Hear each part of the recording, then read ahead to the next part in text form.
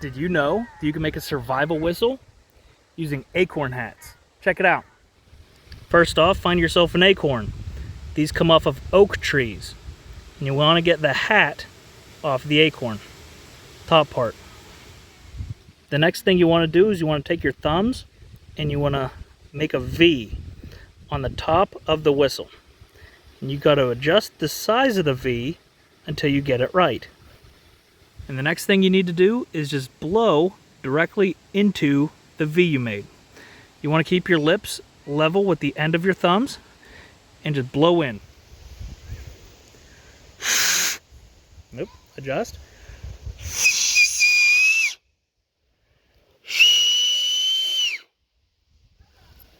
I'm going to keep my lips about this far apart.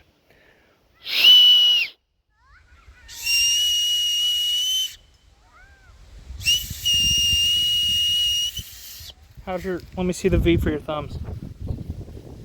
Okay.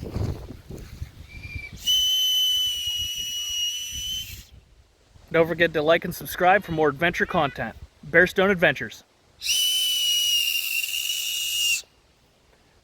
Perfect.